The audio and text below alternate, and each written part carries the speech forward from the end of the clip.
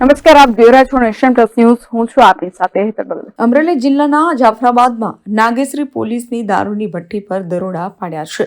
નાગેશ્રી પોલીસે મોટા માણસ ગામના સીમ વિસ્તારમાં ગેરકાયદે ચાલતી દેશી દારૂની ભઠ્ઠી પર રેડ દરમિયાન 1 લાખ રૂપિયાનો મુદ્દામાલ જપ્ત કર્યો છે. 91 લીટર દેશી દારૂનો આથો સહિત દેશી દારૂ બનાવવા સાધનો મળી આવ્યા છે. ફરાર આરોપી મહેશ બારૈયાને પકડી પાડવા માટે તપાસનો ધમધમાટ શરૂ કર્યો છે.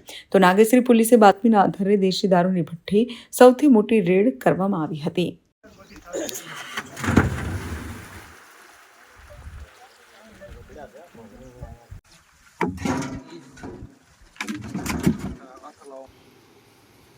Dharmesh Mehta, Nation Plus News, Rajula. સમાચારોનો સતત અપડેટ મેળવવા માટે અમારી નેશન પ્લસ ન્યૂઝની યુટ્યુબ ચેનલને સબસ્ક્રાઇબ કરો, બેલ આઇકન દબાવો અને જોડાયેલા રહો ફેસબુક, ઇન્સ્ટાગ્રામ અને ટ્વિટર પર.